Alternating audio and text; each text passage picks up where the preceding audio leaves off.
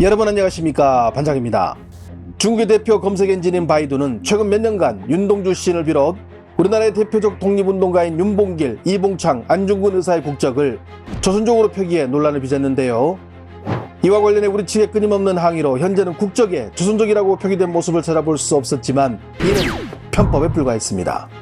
바이두에 검색을 하면 제일 먼저 뜨는 검색창에 등장하는 자료에는 보이지 않지만 중국 네티즌들이 주로 클릭하는 검색창 하단에 영상 소개란을 클릭하면 여전히 조선족으로 설명하고 있었습니다. 尹东柱原名尹海波，中国朝鲜族爱国诗人，出生于吉林省龙井市明东村的一个教师家庭。尹东柱是享誉国内外的朝鲜文文坛著名爱国抗日诗人，可以说在朝鲜族人群里，凡是有点文学常识的，无不知晓诗人尹东柱。 겉으로만 수정을 한 것처럼 액션을 취했지만 대부분 영상으로 검색하는 중국 젊은이들에게 우리나라의 대표적 애국 시인인 윤동주는 지금도 조선족으로 인식되고 있었습니다. 작년 11월 중순 중국의 플랫폼에 올라온 길거리 인터뷰 영상입니다. 그런데 인터뷰를 진행하는 이의 질문이 왜곡을 넘어 황당함 자체라 이 질문을 들은 중국인들조차 고개를 갸웃거리게 만듭니다. 中国哪一个城市曾经是韩国的首都？韩国的首都。哦，黑龙江，黑龙江。还有其他答案吗？辽宁，辽宁。中国哪一个城市曾经是韩国的首都？中国哪个城市是韩国的首都？汉城。韩国的首都？延吉。不是。延边。延边吧？为什么是延边？好像我记得，因为延边那边比较接近韩国嘛。中国哪个城市曾经是韩国的首都？韩国的首都吗？铁岭？不是。韩景？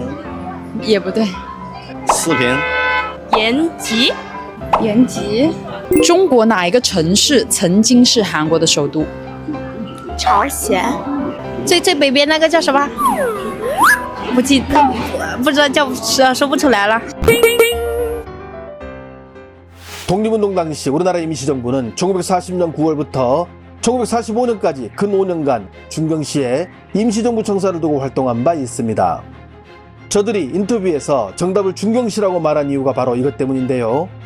하지만 과거 한국의 수도였던 곳은 중국의 어느 도시일까요? 라는 이 정신나간 질문은 다시 말하면 우리나라가 중국의 부속국으로 중국이 과거 한국을 지배했다는 뜻으로 우리가 중국의 식민지였다는 말이 됩니다.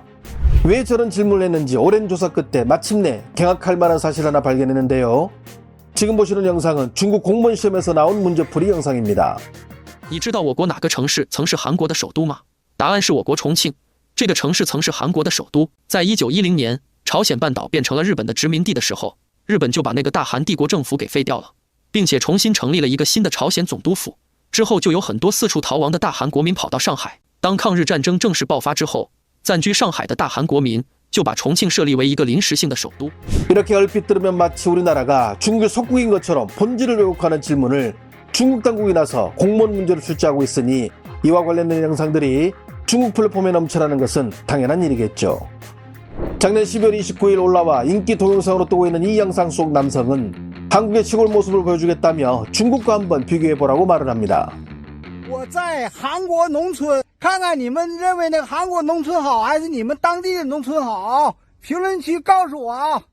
真实的韩国农村，我看这农村，你看，你别以为韩国农村都是住别墅，看他们吃的就菜是这样的哈，他们吃的菜，韩国人吃的菜哈，看都住这样的房子，跟你们农村比怎么样？ 现在他们还吃面瓜哈，他们吃面瓜，咱们那个国家那面瓜都喂鸡、喂鸭，是不是？喂猪啥的。你们村那个面瓜都，反正俺们面瓜人不吃，人不吃。哎，这是真实的韩国农村呐！我的妈呀！我以为韩国农村都挺富呢，跟你们村比怎么样？你们村富还是韩国农村富啊？这是发达国家，发达国家农村。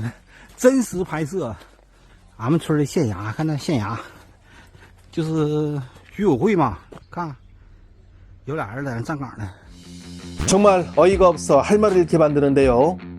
포졸옷을 입은 사람들이 지키고 있는 마치 조선시대 마을 모습을 하고 있는 이곳을 한국의 농촌 모습이라고 찍어 올리는 의도는 다분해 보입니다. 물론 일부 네티즌들은 이곳은 한국의 민속촌이라고 주장하지만 대다수 사람들은 이게 한국 농촌의 모습인 줄 알고 마치 중국의 60, 70년대 모습을 보는 것 같다고 놀라워합니다. 저는 이 영상을 올린 분이 뭐하는 사람인지 궁금해 그동안 올린 영상들과 IP를 조사해봤더니 현재 한국에서 3년째 거주 중이며 주로 한국 관련 영상들을 올리는 분이라는 것을 알게 됐습니다. 참고로 영상에 나온 곳은 제 뇌피셜로 짐작컨대 순천 나간읍성 민속마을이 아닌가 하는 생각이 들더군요. 영상뿐만 아닙니다. 중국을 찬양하고 한국을 비하하는 주작으로 의심되는 글들도 중국 내 플랫폼에 상당한데요. 한국으로 시집온 올해 30살의 중국 여성, 가정불화와 빚으로 인해 이혼했다는 비전 없는 한국에서의 삶에 관한 글을 올렸습니다. 한류에 빠져 한국에 관심을 가졌고 이후 한국대학에 입학해 대학교 2학년 때 드라마에 나오는 남자 주인공처럼 자신에게 잘해주는 한국 남자를 만나 졸업 후 그와 결혼. 하지만 이때부터 남편의 실직과 가정불화로 삶이 비참해져 하루빨리 중국으로 돌아가고 싶다는 것이 이 글의 핵심입니다.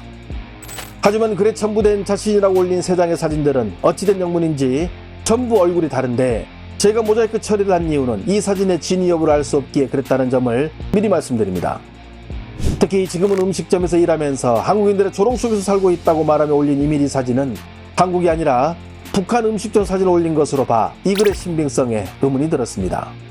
자신은 한국인으로 예전에는 친구와 함께 중국을 무시했는데 중국에 온 이후 그런 자신에 대해 창피함을 느낀다는 이 글 역시 의문투성이입니다. 부산 출신으로 8살 때 부모를 따라 서울에 왔다는 지은이 과거 한국에 살 때는 중국이 못 살고 경제적으로 낙후해 무시했는데 직접 와서 북경과 상해 등 중국의 대도시를 보니 한국보다 더 발전한 모습에 과거 자신의 행동에 창피함을 느꼈다는 게 글의 요지입니다.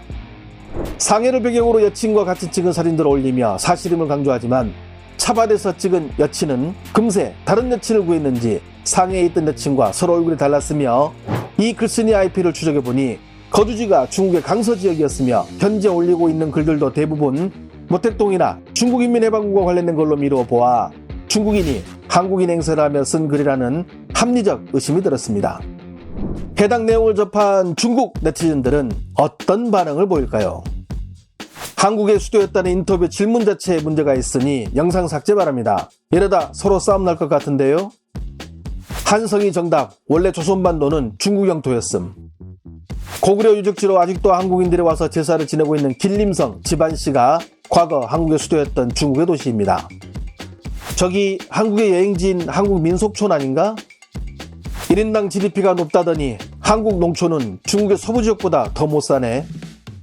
저게 무슨 선진국 농촌이야. 저렇게 초과로 집을 지으면 쥐들이 안으로 들어오지 않나? 이게 한국 청년이 쓴 글이라고? 나는 어째서 중국인이 쓴 글로 보일까?